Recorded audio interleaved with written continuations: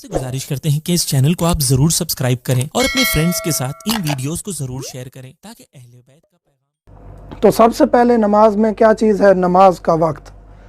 नमाज का वक्त क्या है कि फजर की नमाज का वक्त शुरू होता है फजर सादिक से लेकर तलुए शम्स तक। फजर सादिक क्या है? फजर सादिक ये है कि रात के बाद, आधी रात के बाद अचानक एक रोशनी होती है और वो रोशनी थोड़ी देर बाद ख़त्म हो जाती है।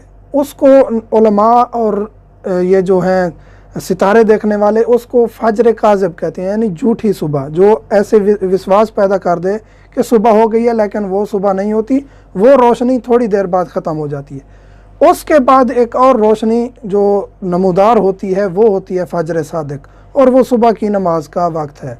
तो ये जो लोग मुसलसल आसमानों को देखकर या सितारों को देखकर नमाज़ें पढ़ते थे या अपने अमाल या अपने औकात जानते थे, उनको तो ये चीज़ें बेहतर है। वैसे आजकल कैलेंडर भी आ चुके हैं और टाइमिंग्स हर किसी को मालूम होती हैं नमाज की।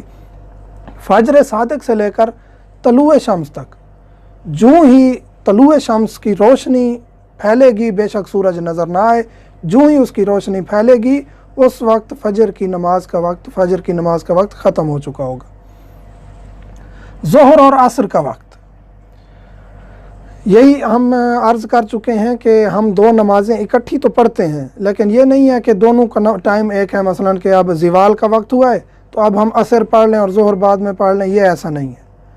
ज़ोहर का एक ख़ास वक्त है, इसी तरह असर का भी एक ख़ास वक्त है। दोनों का वैसे वक्त एक ख़ास है, हम आगे ज़िक्र करेंगे। उसके अलावा दोनों का मुश्तरक वक्त है ज़िवाल से लेकर मगरिब तक, सूरज के गरूब होने तक।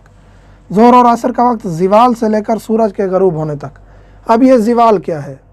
ज़िवाल ये है कि हमने एक लकड़ी, एक कोई भी चीज़ जो सीधी हो, उसको हम सूरज की रोशनी में ठहरा दें। जब मशरक़ से सूरज तलू होगा तो उसका साया उस तरफ जाएगा। जो ही इस चीज़ का साया इसके नीचे बिल्कुल आ जाए और उसके फ़ौरन बाद अब साया जब अपोजिट साइड पे शुरू होगा, पहले था मशरक़ से सूरज तलू हुआ, दूसरी तरफ साया था। अब जब सूरज इस तरफ पलटेगा और साया इस तरफ शुरू होगा, अपोजिट तलू होने के बाद अब गरूब की तरफ जब सूरज जाएगा और साया अपोजिट जो ही शुरू होगा, ये ज़िवाल का वक्त है। ज़िवाल से आपका ज़ोहर और असर का टाइम शुरू हो जाता है। या फिर तलुए फजर सादिक से लेकर मगरिब के दरमियानी वक्त को भी हम ज़िवाल कह सकते हैं। इसके अलावा मगरिब और इशा का वक्त, मगरिब और इशा का वक्त जो है वो मगरिब से यानी गरूब शम्स से, गरूब आफ्ताब से लेकर आधी रात तक है। ये मगरिब और इशा का वक्त है। ज़िवाल क्या है? ज़िवाल की मैं तारीफ़ कर चुका हूँ। मगरिब और इशा का ख़ास वक्त क्या है? ज़ोहर और असर का, मगरिब और इशा का ख़ास वक्त भी है। वो ये है कि जो ही ज़िवाल होगा या जो ही सूरज गरूब होगा, उसके बाद वो ख़ास पीरियड जिसमें हम मगरिब या ज़ोहर पढ़ते हैं 4 मिनट में, 5 मिनट में, 10 मिनट में, वो वक्त ख़ास ज़ोहर और मगरिब के लिए। उसमें हम इशा नहीं पढ़ सकते, उसमें हम असर नमाज नहीं पढ़ सकते। ये ख़ास वक्त पहली नमाज का है। इसी तरह जब सूरज गरूब होता है या आधी रात होती है तो आखिरी जो 4 या 5 मिनट या 10 मिनट हैं जिसमें हम दूसरी नमाज पढ़ते हैं, वो वक्त ख़ास है दूसरी नमाज के लिए, उसमें हम पहली नमाज नहीं पढ़ सकते। तो ये ख़ास वक्त है दोनों नमाज़ों का। इसके अलावा जो दरमियानी पीरियड है ये दोनों का मुश्तरक है। आधी रात के बाद भी मगरिब पढ़ी जा सकती है, बिल्कुल पढ़ी जा सकती है।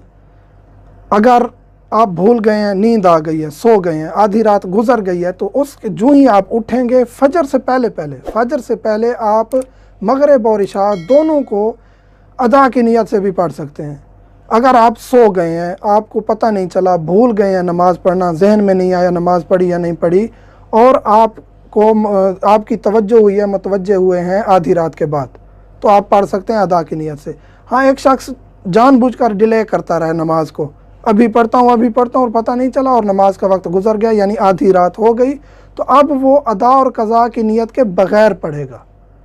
इस नीयत से पढ़ेगा कि जो मेरे ऊपर ज़िम्मे है मैं उसको अदा करता हूँ, उसको पढ़ता हूँ, अदा और कज़ा की नीयत के बग़ैर मैं उसको पढ़ रहा हूँ जो मेरे ज़िम्मे है, और कुर्बतन इल्लल्लाह कह के वो दोनों नमाज़ें पढ़ेगा।